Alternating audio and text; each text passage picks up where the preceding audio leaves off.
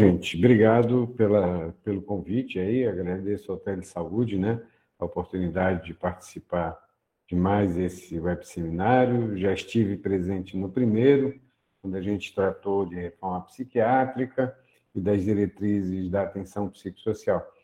E agora estou retornando justamente para uma segunda participação, tratando especificamente desse tema que é o CAPS, né?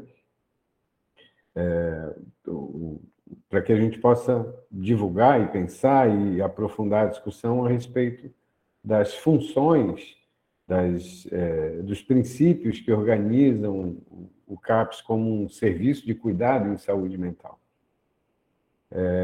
Que é justamente através desses serviços que a gente vai ver implementada aquelas diretrizes que compõem o processo da reforma psiquiátrica, né, que a gente discutiu lá no primeiro encontro, e agora vamos poder pensar um pouquinho, fazer referência à implementação daquelas orientações, né?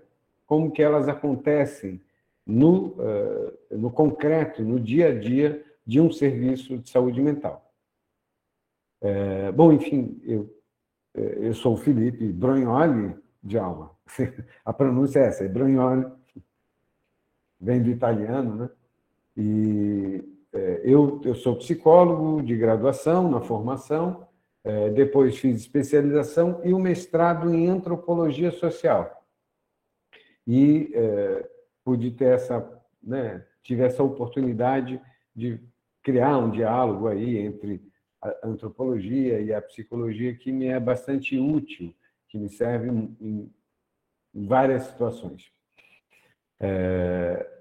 Desde 96, eu estou na Prefeitura de Florianópolis, inicialmente no CAPS Ponta do Coral, que começa a funcionar em 96, e tem uma trajetória aí já de 25 anos, né?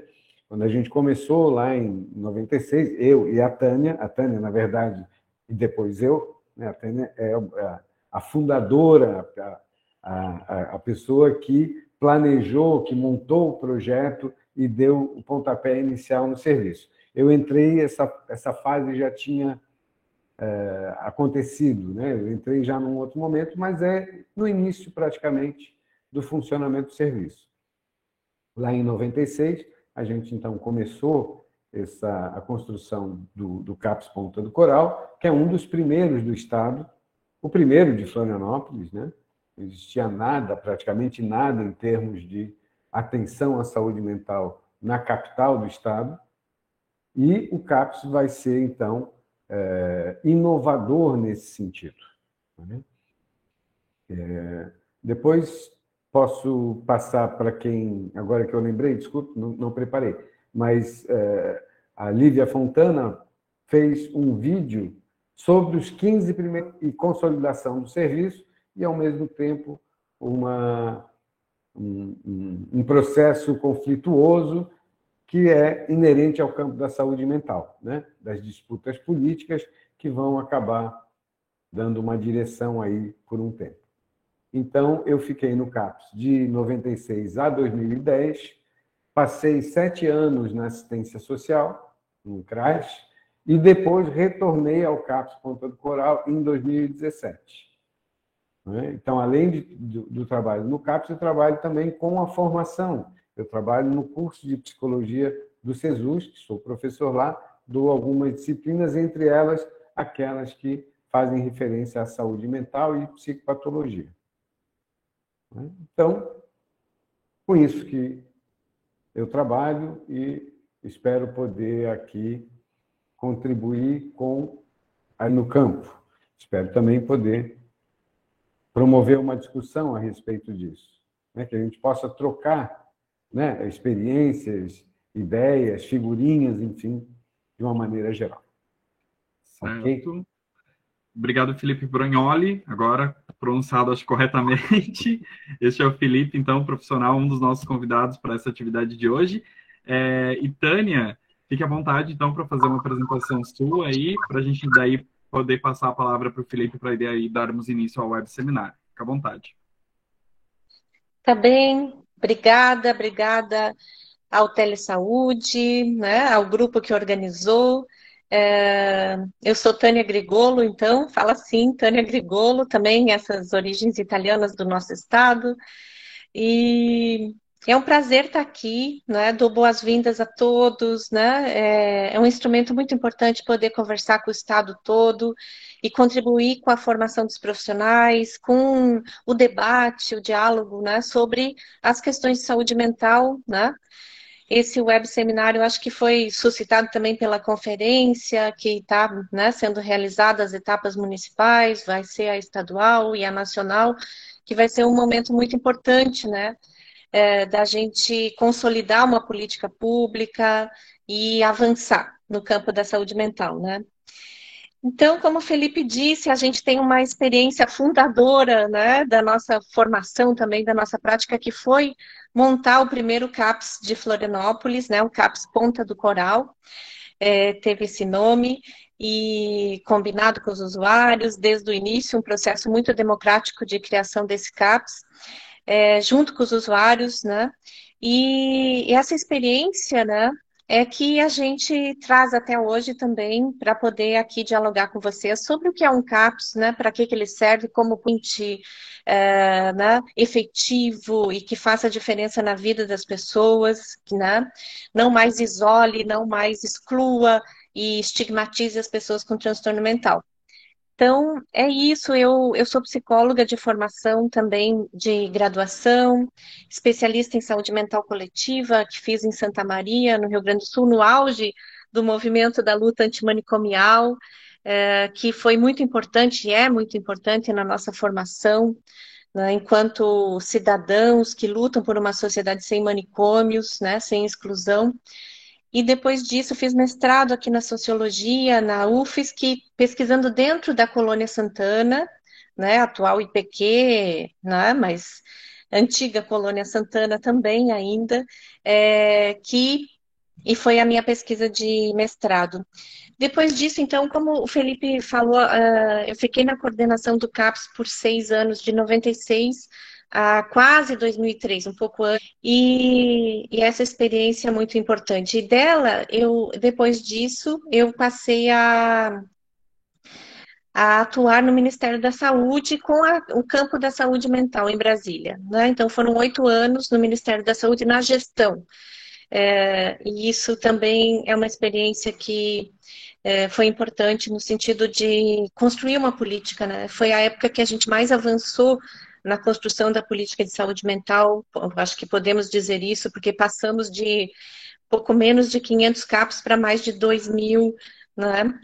No Brasil inteiro, né? Então foi de 2003 a 2011 que eu fiquei lá, e depois retornei a Florianópolis, agora me reintegrando à atenção primária, né, no NASF, antigo NASF, do sul da ilha. E também, junto com o Felipe, fui professora no curso de psicologia do SESUSC, da SESUSC até o ano passado, e no campo da saúde mental é a nossa grande paixão. Estamos aqui para dividir com vocês, né? Espero que possamos ter uma tarde de muitos diálogos, né, e discussões com vocês. Então, gente, nós vamos, né, tratar disso que é esse serviço fundamental, podemos dizer um dispositivo, né, fundamental para o processo de cuidado em saúde mental a partir dos princípios de reforma psiquiátrica, né? Aquilo que a gente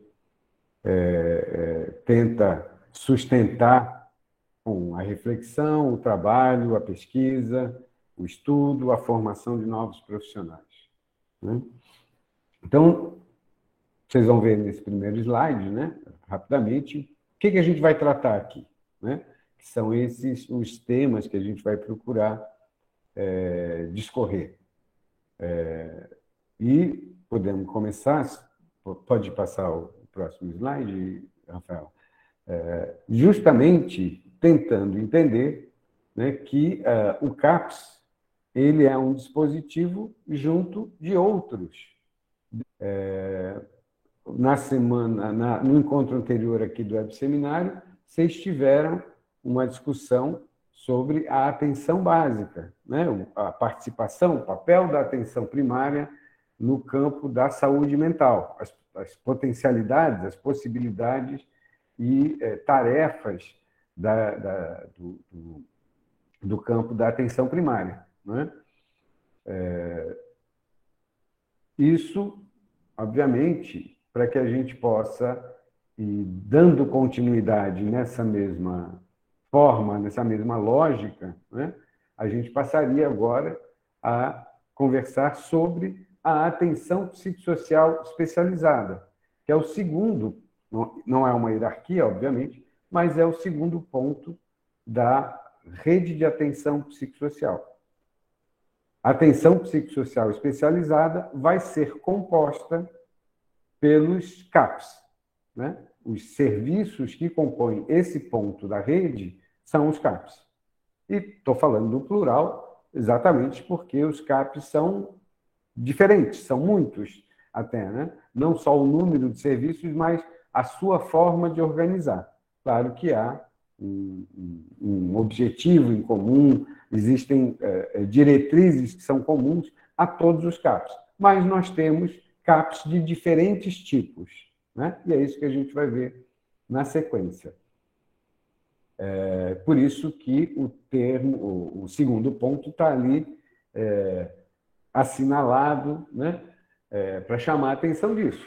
Bom, a gente vai fazer referência à rede de atenção psicossocial, mas focando principalmente nesse ponto, nesse serviço do segundo ponto, que é a atenção psicossocial especializada. Tá? Então, estou fazendo essa referência para a gente poder ter um contexto, né, a respeito da presença dos CAPs dentro do sistema. Redes de cuidado em saúde são uma criação, vamos dizer assim, recente, né? E, particularmente, a RAPS, a rede de atenção psicossocial, ela é criada a partir de 2011 por uma portaria ministerial, que é a 3088, né? E que vai ser modificada em 2015 e depois em 2017, não é isso, Tânia? Né? São essas duas modificações que vão incluir alguns outros serviços e alguns outros pontos, não, serviços nos 7 pontos da rede. Tá? Então, a gente vai ver que cada ponto desse ele se desdobra em alguns serviços. A atenção básica em saúde, por exemplo, a gente tem o NASF, tem o consultório na rua e os centros de convivência, além, obviamente, da própria unidade básica de saúde, né? Então, esses são os serviços que vão compor o ponto da atenção básica, né? O ponto da atenção de urgência e emergência, da mesma maneira, se desdobra em outros serviços. Mas a ideia fundamental da RAPS é, né? E, ao mesmo tempo, poder substituir, porque o que a gente vai ver aqui é exatamente isso, substituir todas as funções que os hospitais psiquiátricos cumpriam muito mal. Não é? Questão das residências terapêuticas, por exemplo, que vai estar no ponto 6, são as estratégias de desinstitucionalização. As residências terapêuticas, que hoje, né, são chamadas assim, são chamadas residências terapêuticas, eram fornecidas como asilamento pelo hospital psiquiátrico. Então, a gente não precisa mais de hospital psiquiátrico como asilo, né? A gente tem residência terapêutica. Percebe? Então, toda a RAPS vai estar voltada para, não apenas, obviamente, para a substituição do hospital psiquiátrico, mas principalmente para prestar um cuidado diferenciado com o sofrimento psíquico, né? Com o campo da saúde mental, prezando sempre por aqueles princípios que são próprios da clínica da atenção psicossocial, né? É disso que a gente está tratando quando menciona a reforma psiquiátrica, né? A reforma psiquiátrica é esse processo social que nos permitiu dar essa configuração para o cuidado em saúde mental. O que tem de particular aí? As escolhas que cada município vai fazer sobre a organização da sua rede, né? Cada município tem a autonomia de organizar ou não serviços como esses 7 pontos que aparecem aqui, constituindo a rede de atenção psicossocial, né? Além disso, o município tem também uma certa autonomia da condução técnica, né? Embora política pública seja a mesma para todo mundo, né? Então, queria até deixar o espaço aqui para que vocês pudessem contribuir, relatar o modo como essa rede está constituída, está disponível no município de vocês, né? Acho que o convite para a conversa aí no final das nossas apresentações.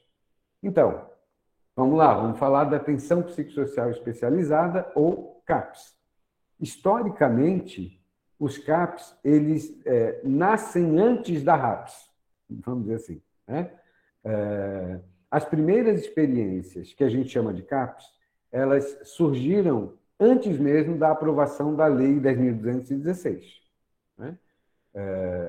O marco inaugural da reforma psiquiátrica brasileira é a intervenção na Casa de Saúde Anchieta, em Santos, que era um hospital psiquiátrico, um manicômio do mais violento possível, que sofre a intervenção da Prefeitura de Santos, da Secretaria de Saúde de Santos, e começa a transformação do espaço hospitalar num serviço aberto, com outra qualidade, com outro modo de funcionamento. E, em seguida, né, o município de Santos começa a criar, a instalar a sua rede de CAPS e NAPS, como eram denominados na época, né, para acolher e para permitir a desinstitucionalização, para tornar viável o cuidado daquelas pessoas que estavam asiladas nesse tipo de instituição, né? Paralelamente, quase na mesma época, a gente tem o surgimento, então, do CAPS Luiz Cerqueira, né, que é em São Paulo, e que também inaugura um tipo de serviço que até então era inédito. Então, a gente tem esses dois marcos aí na história da saúde mental no Brasil. Eles, então, vão dar o tom, vamos dizer assim, né? Vão servir de modelo para muitos outros municípios, vão servir de inspiração para as diretrizes do cuidado em saúde mental e, a partir dessas primeiras experiências, a gente tem a multiplicação dos CAPs, dos serviços de atenção psicossocial, dos centros de atenção psicossocial, né? Temos uma primeira portaria, que é a 224, depois a 336, que vai definindo melhor o serviço, o CAPS, o que é o CAPS, né? Elas vão sendo conformadas, vamos dizer assim, por esse processo que o Ministério da Saúde vai desencadeando ao estimular, ao fomentar, a dar sustentação a esses novos serviços. Inicialmente, o CAPS, então, é a peça de resistência, é o dispositivo mais importante da reforma psiquiátrica no Brasil, no seu início, né? Ele é que vai permitir, em grande parte, o processo de desinstitucionalização, né? Porque, uma vez localizado num território específico, ele passa a receber, inclusive, as pessoas que estão internadas ou asiladas, né? E prestando o cuidado necessário, mas também evitando novas internações. Né? Então, nesse sentido, o CAPS é um dispositivo estratégico. Né? É através do CAPS que se inicia essa possibilidade de se evitar a internação em hospital especializado, em hospital psiquiátrico. Né? Até que a gente vai ter essa configuração mais recente com a portaria 3088. A Tânia, por favor, Tânia. Se a gente vai tentar fazer um bate-bola aqui, vamos ver, dialetizando aqui um pouco o diálogo. Mas, então, Felipe, realmente retomar aí o início, né, das experiências de CAPS com Santos, por exemplo, nos dá a ideia fundamental que esse dispositivo, ele é um dispositivo para realmente substituir aquelas internações, né, aqueles hospitais psiquiátricos horrorosos que nós passamos a década, no final dos anos 70, os anos 80 e 90, né, mostrando o quanto violento eram, né? E aí, então, só para contribuir, assim, todos os NAPs de Santos, né, que chamaram NAPs, Núcleos de Apoio Psicossocial, eles eram 24 horas e 7 dias na semana. Né? Os primeiros CAPs, né, modelo de CAPs, chamados NAPs, eram CAPs 3, no mínimo. Né?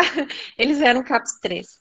Então, os primeiros CAPs eram 24 horas e, por isso, eles conseguiram fechar o Hospital Psiquiátrico de Santos, né, fazendo uma territorialização no município, implantando NAPs 24 horas em todas as regiões do município e, com isso, transferindo as pessoas, né, os pacientes, para o seu território e para ser cuidado perto de sua comunidade, de sua família, em dispositivos mais integrais e potentes, né? Já com a ideia de compor uma rede, mas o Felipe tem toda a razão, os CAPs surgiram antes da ideia da RAPS, mas porque eles surgiram sim da necessidade de substituir os grandes, os pesados hospitais psiquiátricos, que já não dava mais para conviver com aquele tipo de suposta assistência em saúde mental. Isso eu acho que é muito importante porque hoje em dia, né, como a gente está distante dessa história já, né, porque foram os anos 90, né, final dos anos 80, início dos anos 90, até o que eles podem ser bons, que eles podem ser saudáveis, né, e a gente esquece que eles reproduzem a violência, que eles excluem, que eles são instituições fechadas, né? Instituições totais, como dizia Erving Goffman, com todas aquelas sequelas e mortificações que uma instituição total produz. Né? Então, era isso para a gente não esquecer. Perfeito, Tânia. Obrigado. Acho que, né, não esquecer é fundamental mesmo. Nada mais importante do que a gente ressaltar esse aspecto. Bom, então, retomando, né, a ideia do CAPS, que está bastante explícita aí no próprio slide, é de que esse serviço, diferentemente dos manicômios tradicionais, né, sejam serviços capazes de atender a população que tem sofrimento psíquico intenso, né? E que precisam de um acompanhamento e de atendimento diário, né? Um acompanhamento longitudinal, né? Que se pode também chamar de cuidado intensificado, né? Que é uma das características que, a meu ver, pelo menos, mais importantes do CAPS. Né? É completamente diferente de um trabalho ou de um cuidado ambulatorial, ou na atenção básica, por exemplo, onde o paciente, o usuário, como a gente chama normalmente, né, vai até o serviço, faz uma consulta e vai embora. Né? Os CAPs, eles são voltados justamente para a possibilidade de um acolhimento e de uma permanência maior. E, através deles, se pode tecer uma rede de relações.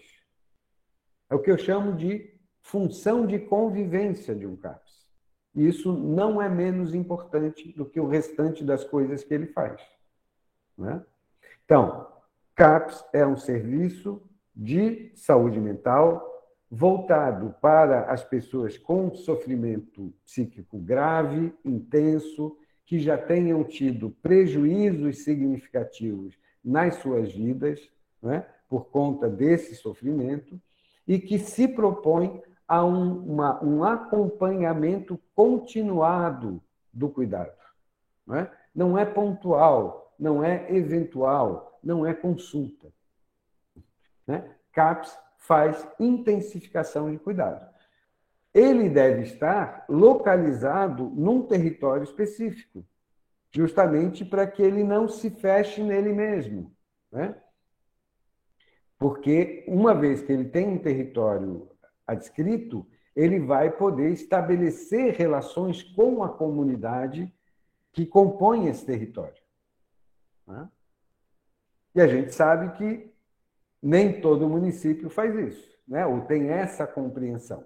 Mas é assim que ele deveria ser, né?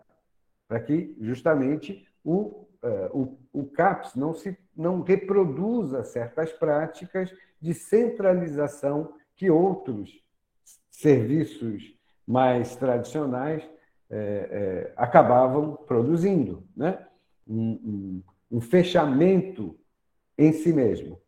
Né? Então, o CAPS faz parte desse processo de serviço substitutivo ao hospital psiquiátrico e não complementar. Coisa que a Tânia tinha citado agora na fala dela. Né? CAPS não existe para complementar o hospital psiquiátrico.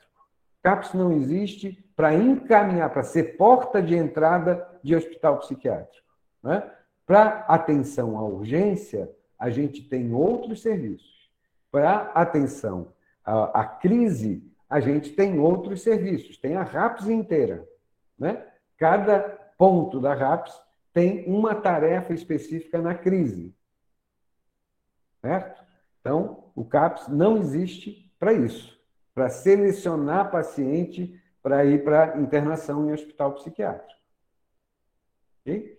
Então, tentamos aqui dar uma primeira definição do CAPS a partir da sua clientela. Né? Novamente, para reforçar, o paciente do CAPS é aquele que tem um sofrimento intenso e, por conta disso, sofre com prejuízos bem significativos. Podemos seguir então, Rafaela, por favor? E aí, nós vamos ver, a partir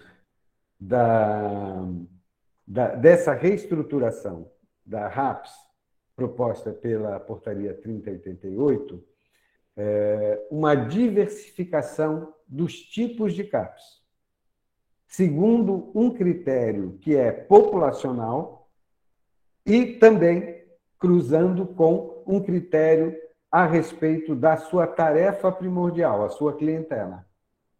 Não é? Nós vamos ter, na verdade, 3 tipos de CAPS. O CAPS 1, 2 e 3. Né?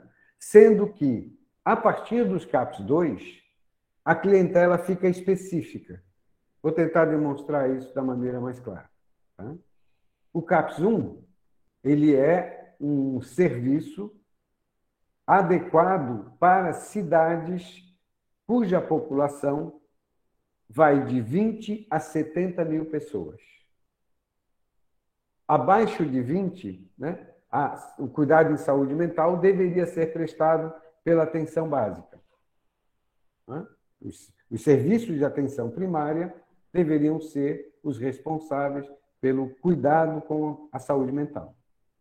Isso até 20 mil pessoas. De 20 a 70 mil pessoas, o município pode instalar um CAPS 1. Ou seja, é um tipo de CAPS que vai atender transtorno mental grave, uso abusivo de álcool e outras drogas, e do adulto, da criança e do adolescente. Né? Então, a gente vai ver no CAPS 1 todo o serviço que se pode oferecer dentro de um CAPS no meio. Diferentemente do outro tipo, então, de CAPS. Pode passar, Rafaela. O CAPS 2, ele já é, em primeiro lugar, segundo o critério populacional, dirigido para cidades com 70 a 200 mil habitantes. A faixa populacional seria essa. Diferente do CAPS 1, no CAPS 2, a gente vai ter serviços diferentes, dependendo da clientela atendida. Então, a gente vai ter um CAPS-I para a infância e a adolescência, um CAPS propriamente para os adultos com transtorno mental e um CAPS-AD para pessoas que fazem uso prejudicial de álcool e outras drogas. Vejam, o que antes era atendido num único dispositivo, que era o CAPS 1, nas cidades de médio, de 70 a 200 mil pessoas, você já tem serviços voltados especificamente para cada clientela, para cada demanda, para cada tipo de dificuldade, com equipes próprias e com o espaço físico próprio. E temos, então, ainda no CAPS 2, o limite de funcionamento, de horário de funcionamento, que é no horário comercial, de segunda a sexta, de 8 a 18, com algumas variações aí, dependendo das redes municipais. Mas, fundamentalmente, um CAPS 2 funciona no horário comercial. Diferente, podemos passar então, diferente do CAPS 3. No CAPS 3, a gente vai encontrar CAPS para adultos com transtorno mental, vai encontrar um CAPS 3 para pessoas com uso prejudicial de álcool e outras drogas, e um CAPS 3 para crianças e adolescentes. Da mesma maneira como o CAPS 2 faz, a distribuição pelo tipo de clientela. A diferença é que o CAPS 3 ele funciona 24 horas, 7 dias por semana. Ou seja, ele é um serviço que oferece retaguarda e acolhimento noturno para as situações de crise, situações de urgência. O CAPS 3, então, está calculado, vamos chamar assim, segundo o critério populacional, para cidades com mais de 200 mil habitantes. Não tenho notícia de que cidades com menos do que essa população tenham conseguido estabelecer, criar CAPS 3. A princípio, a portaria do Ministério da Saúde define esse critério populacional. Acima de 200 mil habitantes, você pode criar CAPS 3 com a possibilidade de ter um AD3, um I3, ou mesmo o CAPS para adultos, com transtorno mental. Certo? Então, esses são os 3 tipos de CAPS mais fundamentais e que receberam aí, nas transformações da portaria da RAPS, receberam um acréscimo, que depois a Tânia vai tratar lá, quando a gente for falar dessas transformações, dessas mudanças produzidas na portaria da RAPS. Pode passar, por favor, Rafael? Bom, nós falamos disso, o CAPS-AD, então, é um CAPS voltado, um CAPS 2 ou 3, voltado especificamente para essa população que faz uso abusivo de álcool e outras drogas, e faz também, que atende também a população de crianças e adolescentes, né? Novamente, isso é uma questão do arranjo local, né? A gente sabe, a gente tem notícias de CAPS IAD, por exemplo, né? Que está voltado para o cuidado à criança e adolescente que faz uso abusivo, prejudicial de drogas. Podemos passar mais uma vez. O AD3 acabei de mencionar, né? Como os CAPs para adultos é de funcionamento 24 horas, tem leito para observação, permanência, acolhimento, sempre com uma permanência limitada, definida previamente, né? Mais uma vez, por favor, Rafaela. O CAPS-I, da mesma maneira, já antecipei os slides aqui, né, fiz a menção. O CAPS-I é voltado para crianças e adolescentes com transtorno mental e para uso abusivo de substâncias. E, por fim, pode passar? O CAPS AD4, que é uma dessas inovações produzidas na segunda reforma da Portaria 3088, né, que agora vai se chamar, a partir de 2017, vai se chamar 3588. O CAPS AD4 ele tem essas características, né? Continua sendo um AD, ou seja, voltado para a atenção, o cuidado de pessoas que fazem uso prejudicial de substâncias, mas que funciona 24 horas, né? Tem também essa característica do CAPS-3, só que o critério populacional muda, passa a ser para cidades com 500 mil habitantes ou mais, né? E capitais do Estado, e que sejam instalados nas cenas de uso. Isso é um detalhe novo, né? E é importante. É um serviço que pode ser instalado, por exemplo, numa Cracolândia, né? Como aquelas que a gente vê de maneira muito assustadora em cidades muito grandes, como São Paulo, Rio de Janeiro, etc.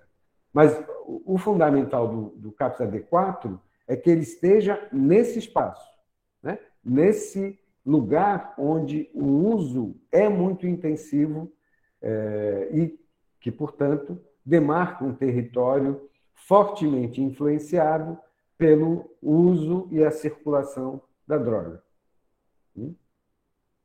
Então, é um serviço que atende urgência, é um serviço que tem leito de observação, com permanência máxima, né? Com um número máximo de pessoas, de pacientes que podem permanecer lá, né? São serviços, enfim, que procuram abordar a problemática, o sofrimento psíquico, de uma outra forma, de uma outra maneira. Por favor, Rafaela, podemos seguir. Bom, e aí, então, eu vou passar a fala aqui para a Tânia, para que ela possa dar continuidade, tratando, então, disso que são, vamos dizer, a alma dos CAPs, né? Seus princípios e seus conceitos, seu modo de funcionar e aquilo que vai fazer a grande diferença. Então, por favor, Tânia, fica à vontade. Tá bem, fica à vontade também, Felipe, para interferir aí quando quiser. Olha só, só uma questãozinha em relação a esses tipos, né? A toda a reforma psiquiátrica investiu nos CAPs e principalmente na ideia dos CAPs 24 horas, os CAPs 3, né? Como fundamentais para cumprir essa função mais originária dos CAPs, que seria substituir mesmo a necessidade dos hospitais psiquiátricos. Ninguém está dizendo, né, na reforma psiquiátrica que não precisa de internação, né? Só que esse acolhimento mais intensivo, 24 horas, que a pessoa precisa em momentos de crise ou de algum risco, se preconiza que seja nos hospitais gerais, né? Isso é uma questão bem importante aqui em Santa Catarina, porque a gente tem uma luta muito antiga, né, de que os hospitais gerais acolham as pessoas com transtorno mental, estruturem unidades, equipes, né, próprias para cuidar das pessoas nos hospitais gerais. E ainda é muito pouco o que temos, né? E principalmente na Grande Florianópolis, chega a ser realmente uma vergonha, como diria, uma vergonha não ter leitos em hospitais gerais para o cuidado das pessoas com transtorno mental. E aí, assim, e o Ministério da Saúde atual, a partir de 2017, nós vamos dizer assim que 7 e o CAPS 4 representam um pouco isso, essa inflexão no sentido de não apostar tanto mais nos CAPS 3, nos CAPS, né, mais territorializados, e criar esse CAPS 4, que eu diria a vocês, a gente não vai poder esgotar todo o debate aqui, mas já só para colocar uma interrogação para vocês. Que CAPS é esse? Né? Porque ele usa o mesmo nome, né, dos outros, mas ele tem uma configuração muito diferente, como o Felipe apresentou. Ele foi pensado quase na lógica mesmo de um hospital, porque ele atende urgência e emergência, ele tem até 20 leitos, ele pode ter. Nenhum CAPS 3 tem até 20 leitos, tem menos que isso. A ideia é ser mais territorializado, né, mais descentralizado, não ser um lugar centralizador, né?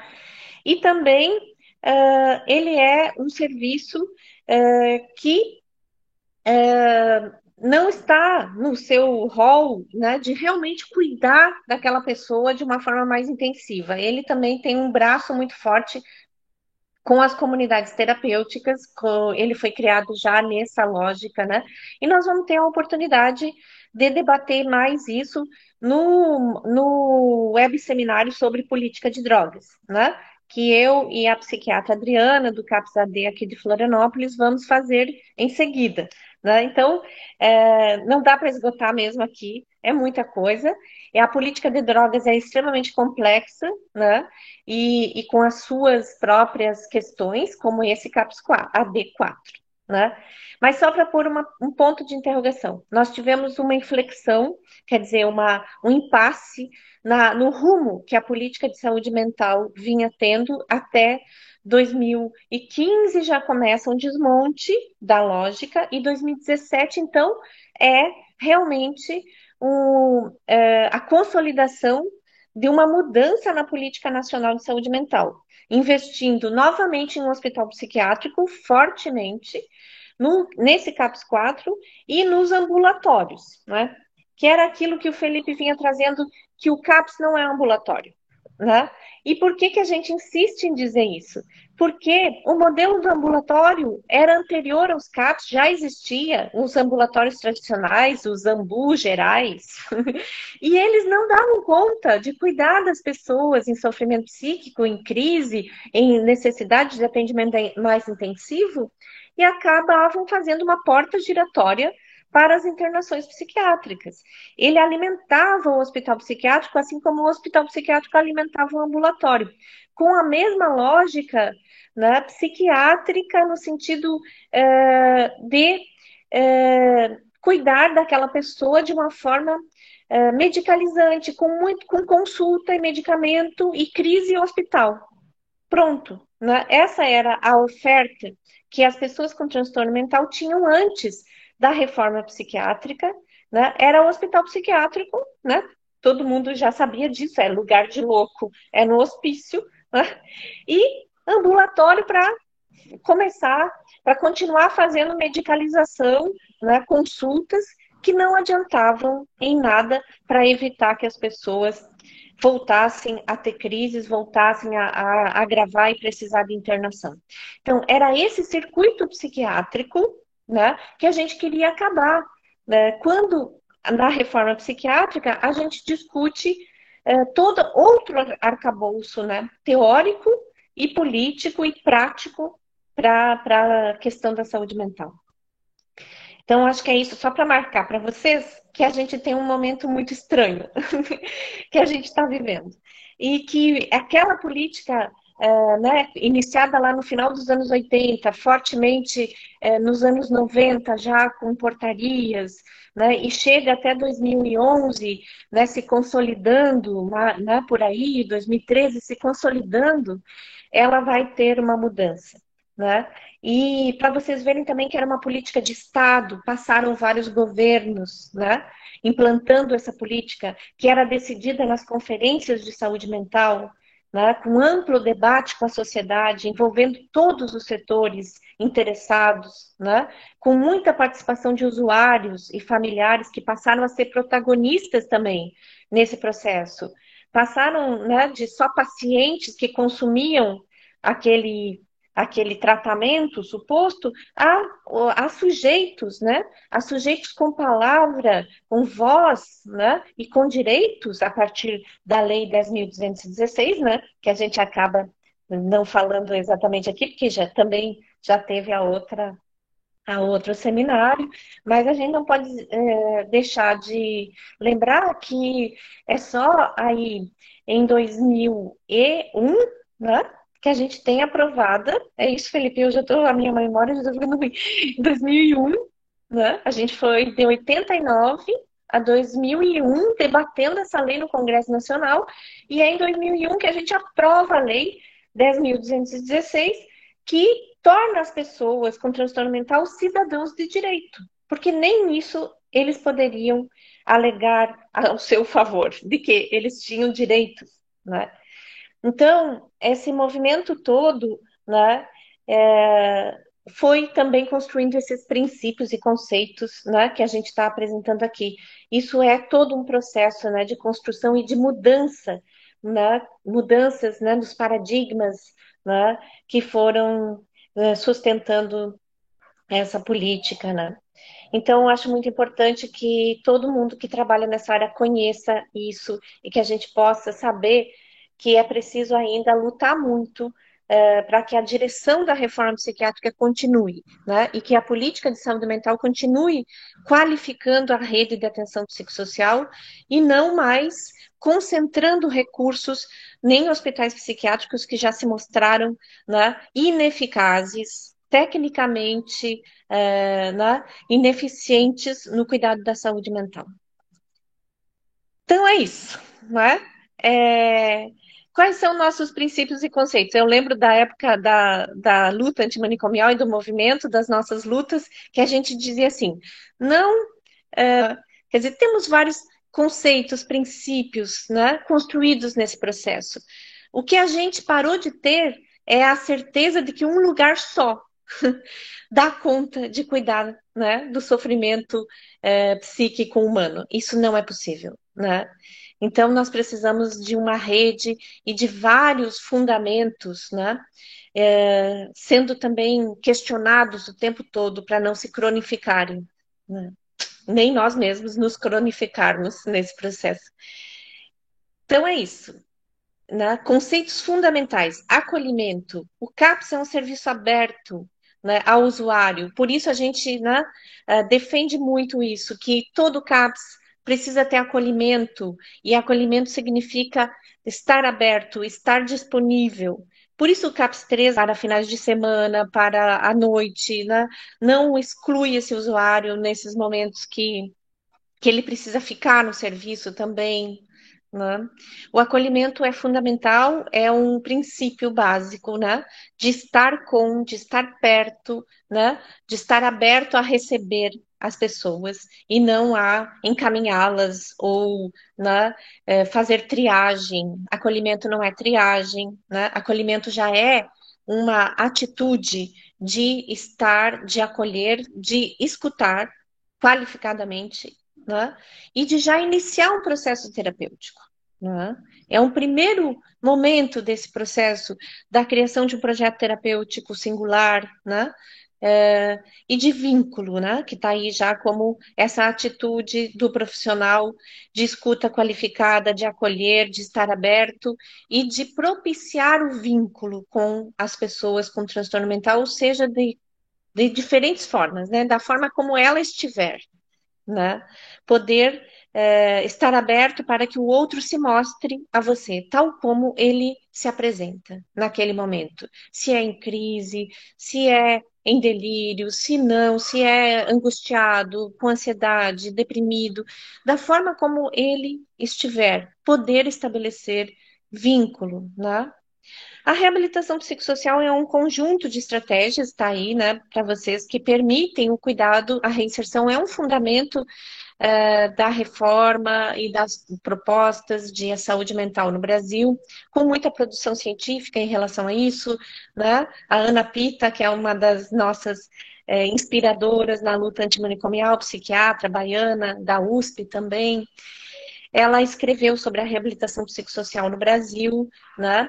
E é uma referência muito importante, pensando que a direção da clínica, a direção do cuidado em saúde mental é de inclusão social. Não é simplesmente compensar o sujeito, né? Eu odeio essa palavra compensar, mas é muito usada no nosso campo, né? Ele está compensado, né? Mas não é isso que se trata, o cuidado em saúde mental. O cuidado em saúde mental é muito maior que isso, né? É muito mais complexo. E a reabilitação psicossocial, né, tende a mostrar isso, a dizer, não pode haver uma separação entre clínica e reabilitação psicossocial, no sentido, a clínica é essa biológica, médica, né, que compensa, o que trata sintomas, deixa a pessoa fora de crise e tal. E a reabilitação psicossocial são aquelas coisas acessórias, aquelas oficinas, né? Aquelas oficinas acessórias que as pessoas fazem, normalmente outros profissionais que não os médicos e enfermeiros e, né, a núcleo mais duro, digamos, da saúde, né? E que são, às vezes, desqualificadas no cuidado, né? Consideradas acessórios, né? E pelo contrário, então aqui a gente quer destacar que a clínica, o cuidado em saúde mental é reabilitação psicossocial. Então, é o tempo todo buscar que a pessoa possa construir inserção social, autonomia, lidar com as suas incapacidades ou discapacidades, lidar com os seus limites e buscar superá-los, né? Seja eles de laço social, de inserção, de trabalho, renda, educação. Nós ainda temos no Brasil uma concepção muito ruim a respeito das pessoas com transtorno mental. Acho que a gente tem que fazer uma mudança ainda cultural muito grande, porque as pessoas olham para as pessoas com transtorno mental como muitas vezes incapacitados mesmo ainda, coitadinhos, que não vão conseguir trabalhar, que não vão conseguir estudar, que não vão conseguir namorar, casar, ser feliz, não é? Não sei necessariamente se casar e ser feliz é a mesma coisa, mas não vão poder viver, né? Como qualquer pessoa com as suas escolhas, né? Então, isso é uma visão muito prejudicial, né? No campo da saúde mental, que a gente precisa avançar. E é muito importante esse trabalho do telesaúde para isso, com profissionais e profissionais que são multiplicadores, né, de mudança na comunidade. Pode passar, Rafaela. Isso. Então, é isso. A clínica da atenção psicossocial também, que a gente vem produzindo, vem fundamentando, publicando, né? A minha tese de doutorado, quando eu fiz, eu justamente quis me dedicar a isso, que foi pensar a clínica da atenção psicossocial, né? E dentro dos CAPs, como ela se dava? O que era considerado terapêutico pelos usuários? O que era considerado terapêutico pelos profissionais? Né? Afinal, o que fundamenta essa clínica? Né? Ela é uma clínica igual ao que se faz dentro do hospital psiquiátrico? É uma clínica igual ao que faz em ambulatório? É uma clínica igual a consultórios particulares? Sei lá, a gente precisa, né, problematizar essa clínica. Isso o nosso saudoso e querido Lancetti dizia, não adianta falar só clínica, tem que adjetivar.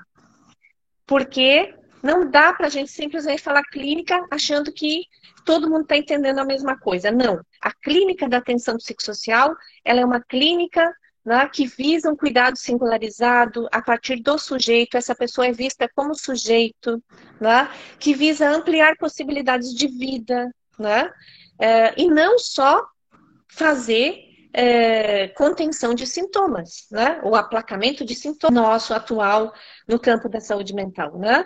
A gente tem uma indústria farmacêutica poderosa, uma formação dos profissionais extremamente medicalizante, que daí pega todos nós, não vamos, né, falar de um só, mas um modelo biológico muito forte no campo da formação dos profissionais de saúde, e que faz com que a gente vá reduzindo a clínica a medicamentos, sintoma, né? E doença, né? Então, no campo da saúde mental, como assim no campo da saúde em geral, né? Como eu estou na atenção básica agora, eu vejo muito isso, como a medicalização é algo extremamente massificado para todas as queixas, para todo o sofrimento, né?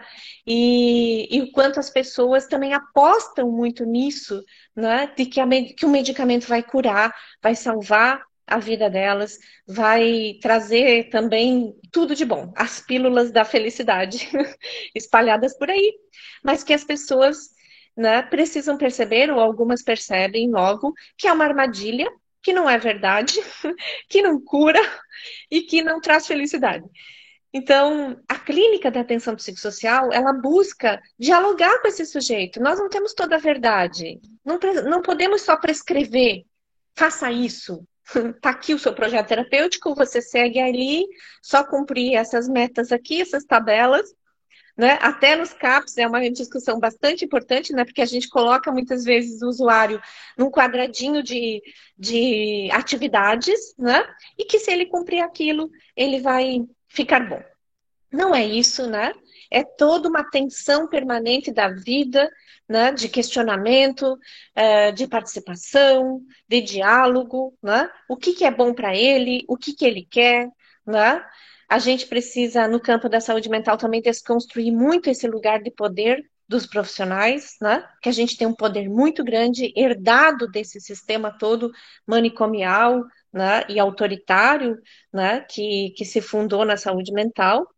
E a gente, né, muitas vezes exerce esse poder e não questiona, né? Nós temos que questionar profundamente a nós mesmos, né? O que eu estou fazendo como profissional? A serviço do quê? A direção do quê, né? Que clínica é essa que eu faço e quais são os resultados que ela tem, né? Então, fundamental, né? Que está aí para todos nós contribuirmos com a formulação e o aprofundamento desse tema. O território, veja, gente, acho fundamental, a saúde da família avançou em relação à questão do território, né? Eles, com o mapeamento de territórios, a referenciação da população em áreas de abrangência, né, em equipes, fez com que a gente pudesse personalizar, singularizar mais os atendimentos, né? E o território, então, é fundamental. Cada CAPS precisa conhecer o seu território. E por isso que não dá para ter um CAPS para 500 mil habitantes, 600, 700 ou 800 mil habitantes. A referência é um CAPS para 100, 150, né? 200 mil, a portaria já colocou 200 mil. Começamos lá com 100 mil. Um CAPS para 100 mil habitantes é um indicador muito bom de cobertura, né? 150 mil para um CAPS 3, né? Isso deveria ser um indicador de uma boa rede de saúde mental do município, né? E quando a gente não tem isso, é claro que o CAPS tem muita dificuldade de conhecer o seu território e conhecer mais proximamente a sua população de cuidado, né? Então, eu sei que hoje, até na atenção básica, a noção de território, o conceito estrutural de território tem sido desconstruído, ameaçado, questionado, né? Então, a gente precisa recuperá-lo com toda a sua força, dê lugar nessa estratégia de saúde mental e de saúde da família. A responsabilidade sobre aquele território, sobre aquelas pessoas e famílias que a gente cuida. E a gente não deve se desresponsabilizar, simplesmente dizer, ah, não é comigo, manda para outro. Ah, isso não é meu, vai para lá. Né? O ao outro CAPS, ao território, ao ambulatório, ao que for. Né? Quer dizer, como é que essa pessoa que chegou ali, ela realmente precisa de um cuidado qualificado e assistido. Né? Se a gente vai encaminhar esse encaminhamento, essa articulação de continuidade do cuidado em outro ponto de atenção, ela precisa ser qualificada, né? Precisa ser responsável, no sentido de não perder as pessoas nessa rede emaranhado, nesse emaranhado complexo que a gente cria, e o usuário tem que se achar, né? Então, é que a gente ajude o usuário nesse itinerário por essas redes e serviços. Pode passar, eu acho que a gente está tendo que avançar um pouco no tempo, né? Vou tentar ir mais rápido um pouco. Vocês vão me sinalizando alguma coisa do tempo também, se necessário, tá? Beleza, Tânia, pode deixar. Tá bem. A autonomia, princípio fundamental, né? De ampliação dos laços, eu já falei um pouco, não vou me deter tanto mais, mas a autonomia é a capacidade da pessoa de estabelecer relações, de estabelecer pontos de apoio, né? Como diz o Ticanori lá, né, Felipe, a gente resgata aquele conceito dele de autonomia, de que a autonomia não é não depender de ninguém. Na verdade, a autonomia é depender de vários pontos, é ter vários pontos de apoio, de inserção, de relacionamento, né? Então, o usuário também, que ele só frequenta o CAPS, mais nada, né? Da CAPS para casa, da casa para o CAPS, né? Dorme, come e vai se tratar. Isso ainda é muito pouco, né? É muito pouco para a autonomia do usuário. Felipe. Então, sempre procuro comparar na discussão do conceito de autonomia, né, essa ideia que nos atravessa muito facilmente de que autonomia é isso, é independência, né, é ser independente, ser desvinculado de qualquer coisa, de outras pessoas, né, de não precisar de ninguém. E isso logo se mostra, porque isso é coisa do pensamento liberal, assim, né? Fortalecimento do indivíduo. Eu gosto sempre de citar um exemplo do sujeito que eu acho mais autônomo, o suprassumo da autonomia nessa concepção, que é o psicótico que fica em casa vendo televisão, tomando café e fumando. Na concepção liberal, né, de que autonomia não depender de ninguém, esse é o sujeito ideal. Obviamente que eu estou fazendo ironia aqui, né, gente? É isso mesmo, né? É isso mesmo. E isso, né, é restrição de vida, não é autonomia. Né, essa concepção é extremamente importante no campo da saúde mental. É um princípio fundamental. A direção da nossa clínica é autonomia, mas autonomia significa que essa pessoa agora circula pela cidade, tem amigos, participa do baile, sei lá, baile é uma coisa antiga, né? Mas assim, tem contatos sociais qualificados, adquiriu maior valor social, né? Na perspectiva do recovery, que eu tenho estudado ultimamente, essa ideia do valor social é muito importante, né? A pessoa ter um lugar reconhecido na família, na vizinhança, no trabalho, em instituições, né? Que ele possa ter um valor social. E não só aquele também, vou comprar esse artesanato que ele fez porque ele uma pessoa com transtorno mental. Não, isso não dá valor social a ele. O que dá valor é cidadania, sim, ele estar integrado, né, a uma rede de economia solidária que faz feira na praça e vende, porque ele tem um trabalho bonito, um trabalho que as pessoas reconhecem e querem, porque ele circula dentro da universidade e ele discute com os alunos e ele estuda também, né, porque ele tem possibilidades de vida, né, isso é autonomia.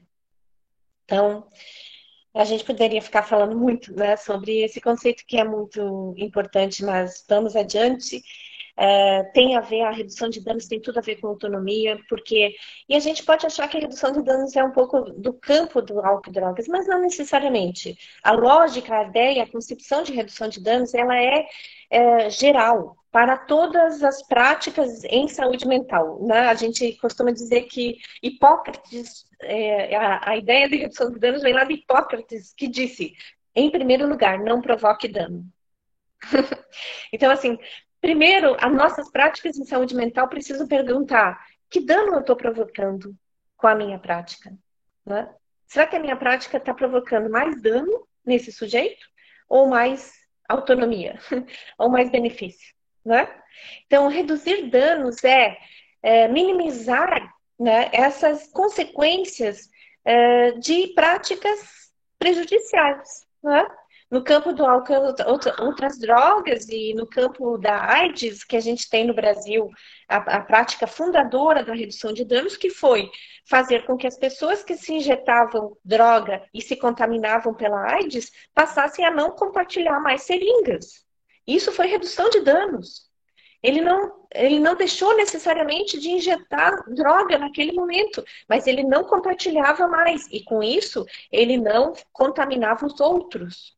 E com isso, nós conseguimos diminuir muito os casos de AIDS no Brasil. Em Santos, novamente, né, como uma cidade pioneira nas práticas de redução de danos. Assim como na Bahia, né? As práticas de redução de danos foram olhando para esse sujeito, respeitando ele e perguntando a ele como você quer, como você pode se cuidar melhor. Não exigindo necessariamente que ele pare com aquela prática para poder ser cuidado. Então, eu só vou cuidar de você quando você parar de usar droga. Se você continuar usando, eu não tenho nada a fazer. Né? A exigência da abstinência como a única lógica, né, do tratamento em álcool e drogas. Mas eu gosto até, e aqui a gente não vai se aprofundar agora em álcool e drogas, né? Mas eu gosto até de dizer que um dos professores que eu aprendi sobre álcool e drogas dizia assim: olha, quando você busca o seu filho na balada à noite, isso é redução de danos. E a gente sabe o quanto é, né? Porque você protege, você cuida, né? Você tenta minimizar os riscos de todas as formas na sua vida que possam reduzir danos, certo? A desinstitucionalização, que Felipe já falou lá no início, que as VSRTs, os Serviços Residenciais Terapêuticos, fazem parte desse tripé, né, da desinstitucionalização. A gente tinha a avaliação dos hospitais psiquiátricos com diminuição dos leitos em hospitais psiquiátricos e aumento em hospitais gerais e CAPS 24 horas. A criação de residências terapêuticas para as pessoas saírem, isso, e o programa de volta para casa, né? Que foi um programa instituído em 2003, né?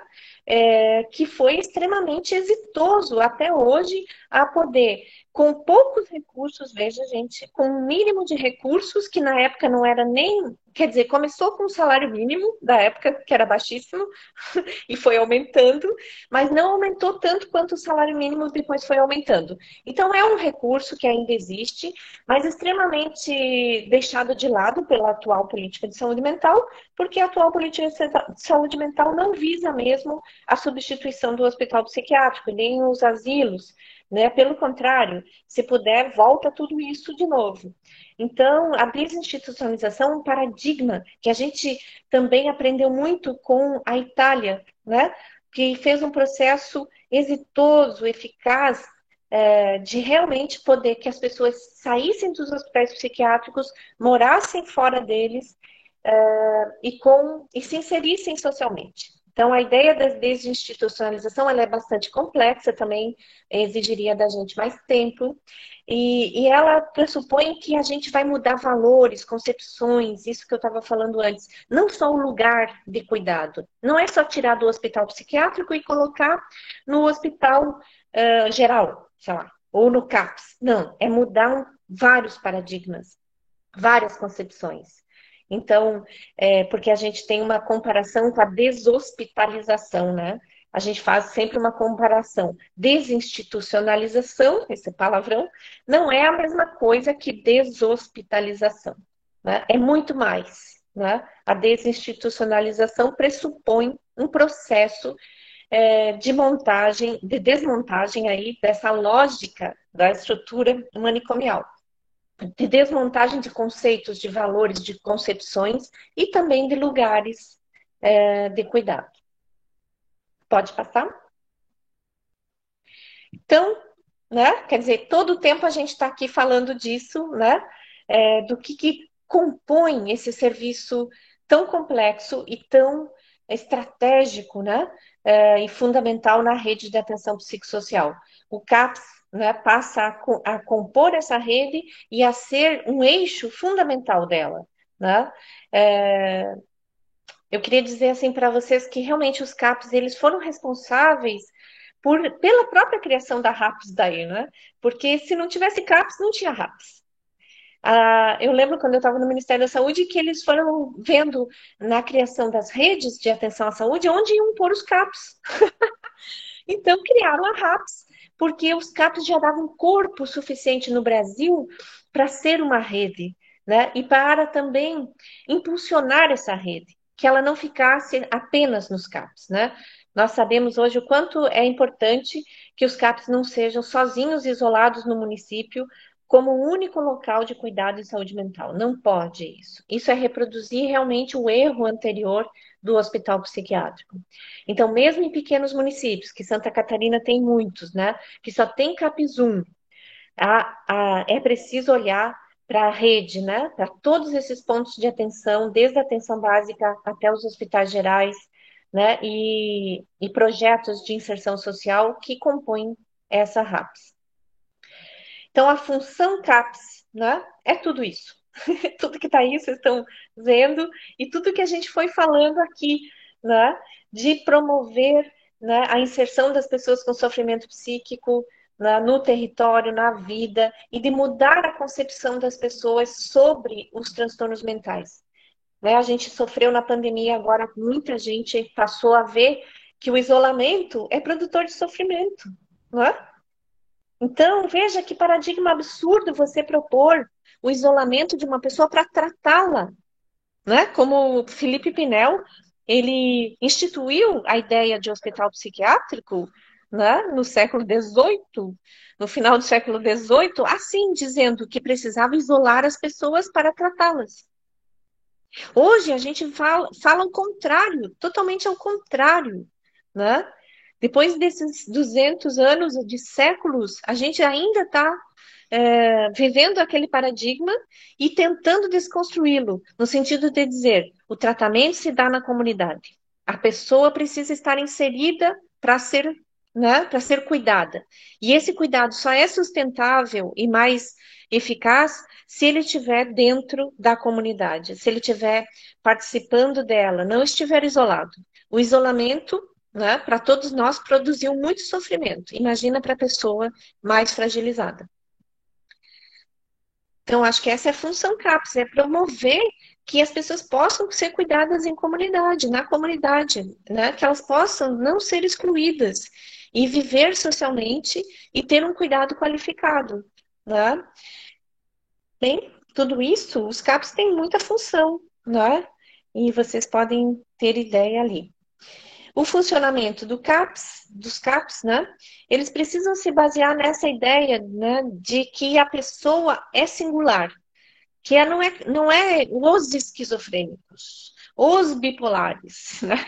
Os deprimidos. E aí o tratamento é igual. Porque no campo do hospital psiquiátrico, da lógica biológica manicomial, você dá o mesmo antipsicótico e é ok, é o tratamento dele, massificado, né, muitas vezes, tomando a mesma coisa e pronto, sendo tratado.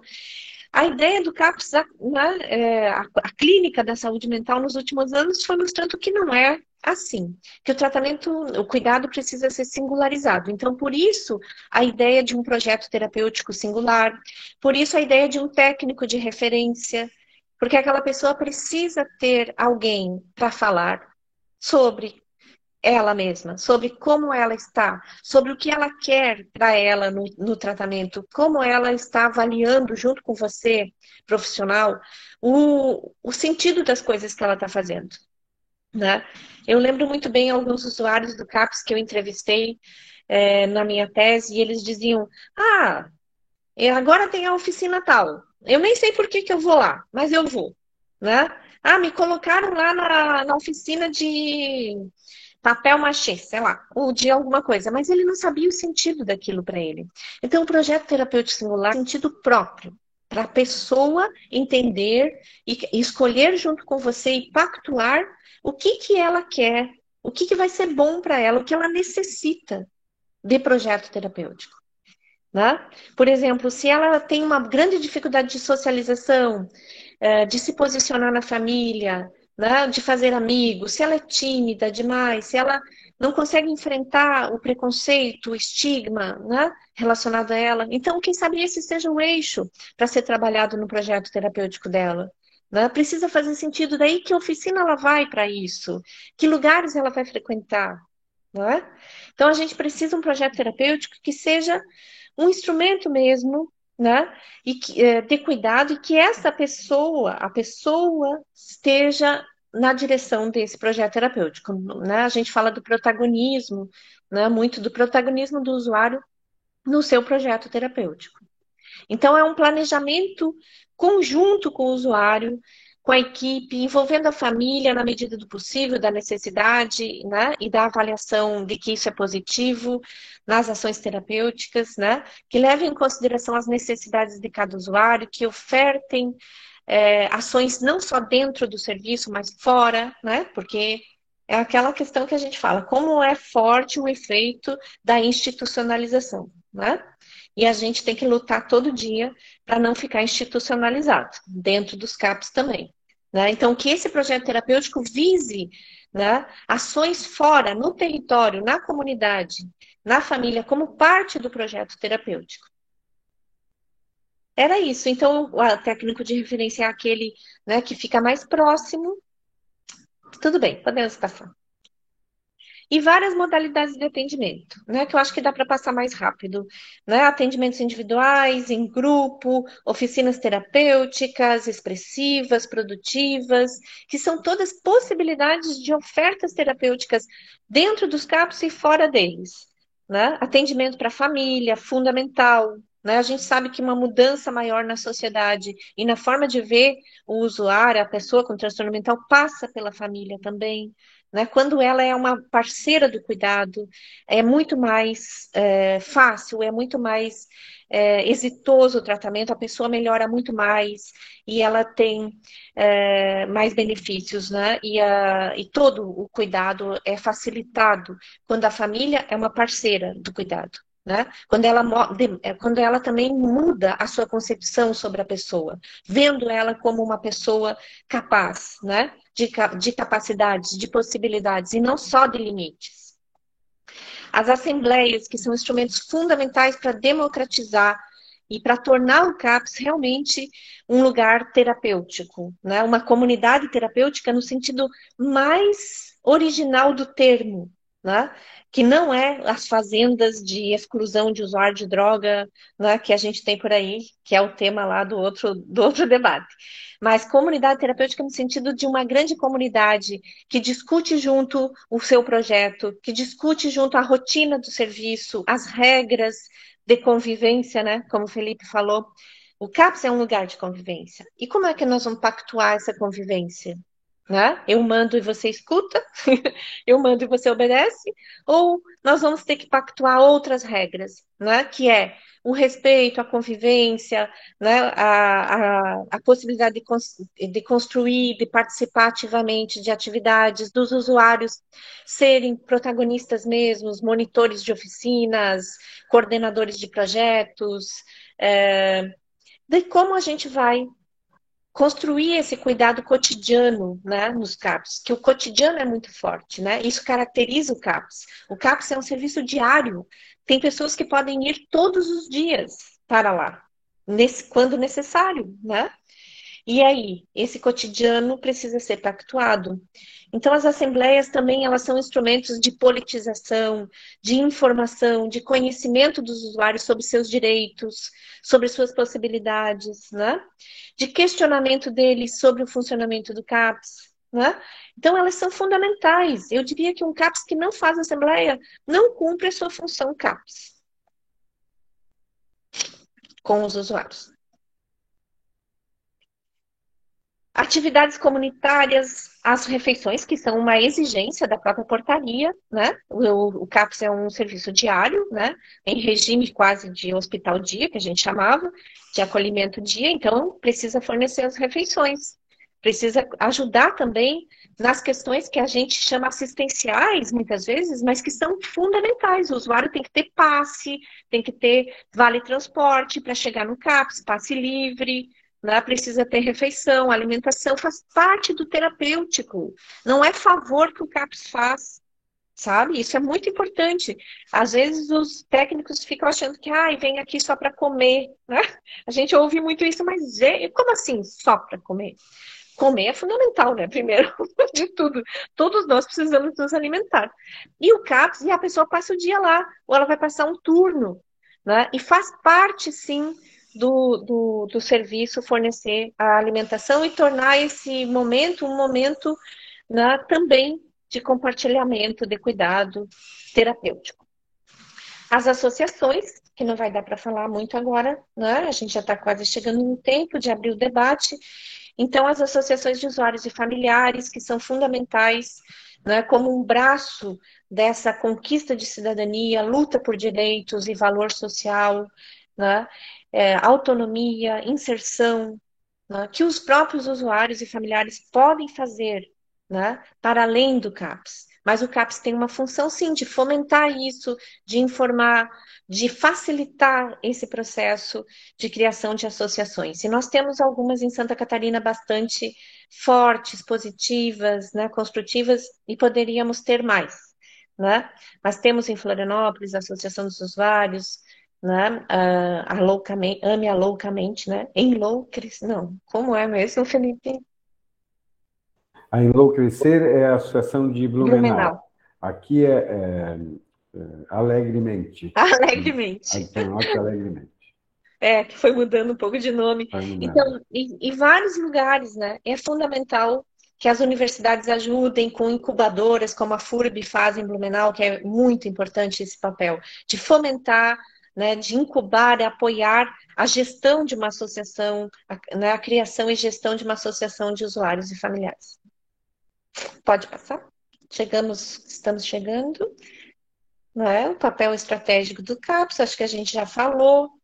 Não precisamos, aí tem uma imagem bem bonitinha, que eu acho também, das várias possibilidades de pontos de atenção, de rede, de tipos de CAPS. A arte, né? Eu acho que essa imagem destaca um pouco o papel importante da arte. A arte como terapêutica, vocês sabem, né? O quanto esse campo é fundado, né, pelas artes também como expressão fundamental, né, do ser, né? A Nise da Silveira, uma homenagem a ela, que nos remete a essa ideia e a essa prática que foi revolucionária, né? Colocando dentro do hospital psiquiátrico duro daquela época, ou, né, na ditadura, nos anos de ditadura militar, né, de anos muito difíceis, a arte como terapêutica. Então, pode passar, acho que vamos chegando para o fim, né? Destacando os outros pontos da rede, só para reafirmar, né, que os CAPs não podem ser realmente os únicos serviços e ofertas. E podemos... Aí, quem sabe Felipe pode destacar aqui os pontos sensíveis. Então, esses eram pontos, inclusive, para a gente poder conversar, né, na medida da conversa possível aqui com essa ferramenta. A gente queria apontar alguns principais desafios que cada município vai enfrentar para poder ter uma rede, né? Florianópolis, por exemplo, nós temos condições específicas e com todas as características que são próprias da capital, a gente não consegue ter uma rede maior do que 2 pontos de atenção. Né? Vocês viram lá, uma RAPS tem 7 pontos. Florianópolis tem atenção básica e atenção especializada. Só. Né? Então, qual é a dificuldade, qual é o desafio que você tem aí na sua cidade para promover, para criar uma RAPS, efetivamente? Um outro tema que para nós é extremamente sensível, né? Extremamente preocupante, desde 2016, a gente tem uma PEC, que agora se tornou lei, né? Não é mais PEC, que limita o financiamento das políticas públicas.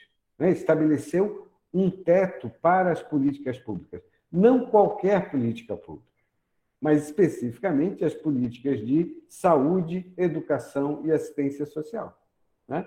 Isso colocou uma série de limites na nossa capacidade de atuação, né? Porque, obviamente, ampliação de serviços de saúde depende diretamente de dinheiro, de financiamento para isso.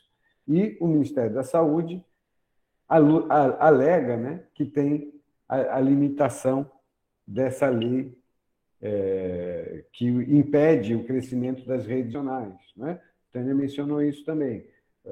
Os profissionais de saúde têm, em sua maioria, em sua maior parte, uma formação voltada para a compreensão médica, exclusivamente biológica, dos problemas de saúde e dos processos de saúde e doença. Né? Então, nós temos aí um grande desafio, porque a reforma psiquiátrica está apontando justamente para outra forma de compreensão. E, com o contexto atual, né, os avanços e os retrocessos que a gente vem sofrendo no campo da reforma psiquiátrica e da atenção psicossocial.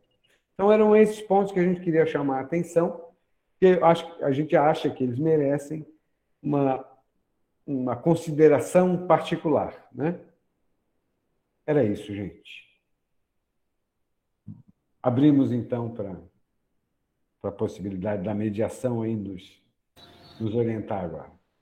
O Guilherme Serioli pergunta: atualmente, muito tem ouvido, né, discussões sobre a despatologização do cuidado em saúde mental e que esse cuidado não seja uma forma de enquadre normativo do sujeito em sofrimento à sociedade capitalista. Diante disso, ele pergunta aí como vocês avaliam o critério de transtorno mental grave e persistente para o cuidado no CAPS.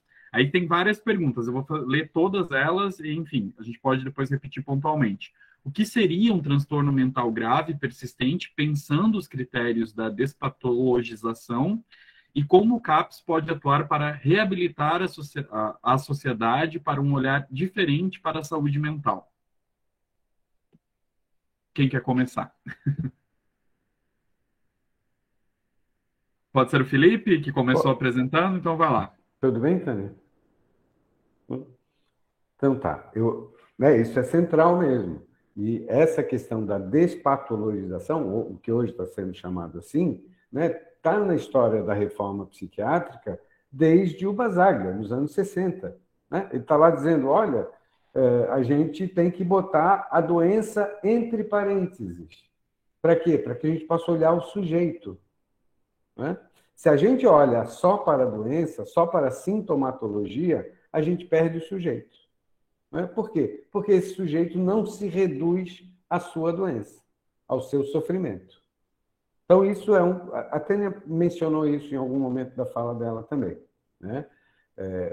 Nós precisamos olhar as possibilidades, não ficar apenas enfatizando aquilo que não dá, né? Aquilo que não vai, aquilo que é limite. Né? O sujeito está aqui procurando respostas, ele vem nos procurar procurando respostas para o seu sofrimento. Existe, portanto, um sofrimento. E, muitas vezes, um sofrimento intenso, atroz. Né? A pessoa que não consegue ver televisão porque a televisão fala com ela o tempo todo. Né? E não consegue dormir porque tem um Exu aqui no ouvido dela dizendo que ela deve se matar. Isso não é pouco. Isso não pode ser deixado de lado. Né? Mas a gente está dizendo, esse sujeito não se reduz a isso embora eu não possa descartar, ignorar o sofrimento. Percebe?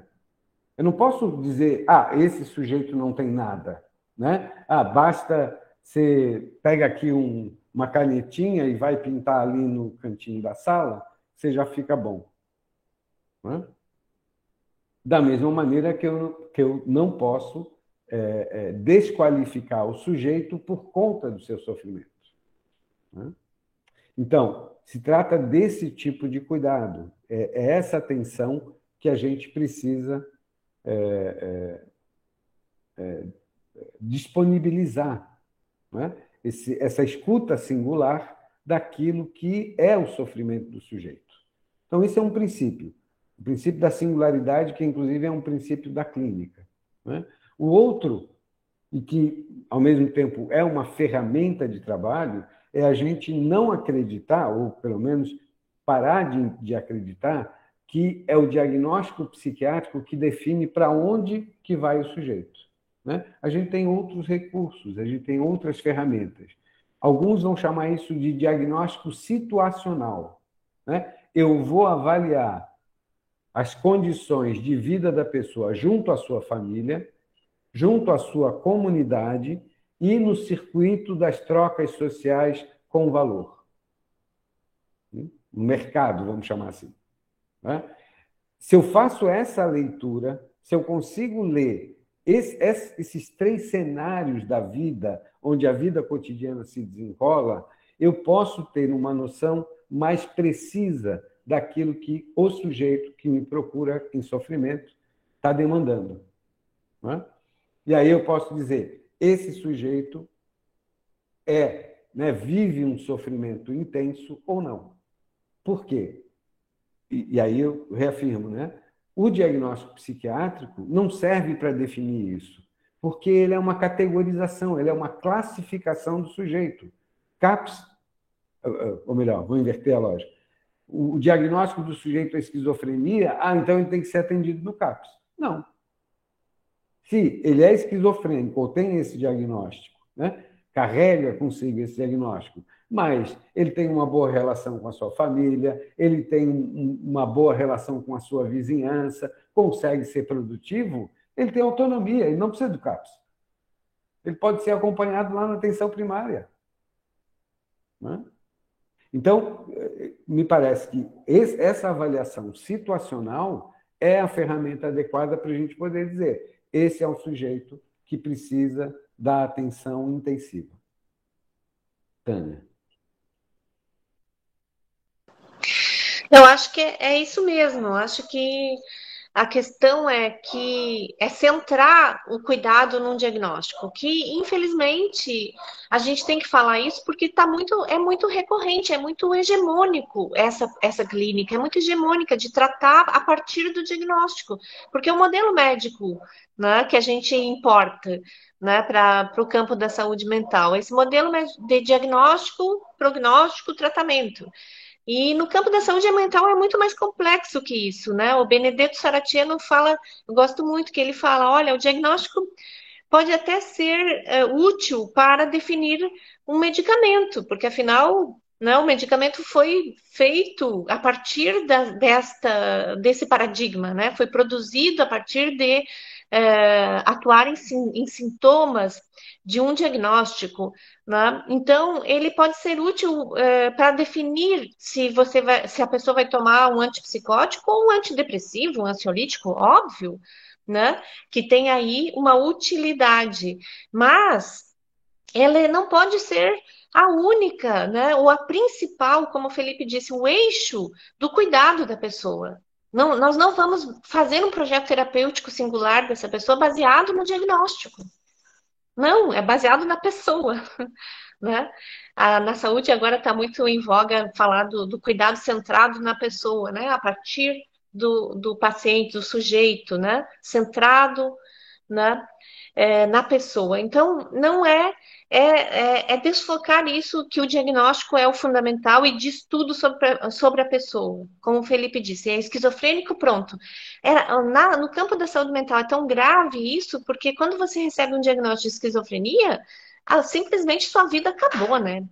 Simplesmente a família vê a pessoa como, né, incapacitada o resto da vida, a sociedade vê como um risco, perigosa, e débil mental, sei lá, todos os senso comum que ainda existem nesse campo, mas sempre com adjetivos negativos. Então, tem que tomar muito cuidado, né, também com os diagnósticos, né, porque os diagnósticos, eles produzem efeitos mais negativos do que positivos, né? Então, o Benedetto diz isso: se o diagnóstico pode ser bastante útil para uma estratégia medicamentosa, ele não é útil para todo o resto, né? Para todo o fundamento maior da clínica da atenção psicossocial. E a gente deve ter cuidado mesmo com a estigmatização, o preconceito, né? Que vai junto, né? Que vem junto com os diagnósticos. Não sei se era isso. Vamos ver aí se... Eu acho que o Guilherme está conectado ainda, não sei. Enfim, se ele quiser complementar ou, enfim, trazer outro questionamento, fique à vontade, tá, Guilherme? Se você estiver conectado aí, os demais que também estão conectados, ele já colocou ali perfeito, já respondeu aqui. Fica aí o convite para vocês interagirem, nós ainda temos um tempinho, né? Esse espaço aí é dedicado para a interação de vocês. Aí a Psicodaiane complementou aqui, ou informou, enfim, que o sistema do CAPS-RAS exige o CID. Isso, né? É uma exigência burocrática para poder preencher lá os documentos que vão permitir que o CAPS seja financiado, né? Receba o recurso do Ministério da Saúde.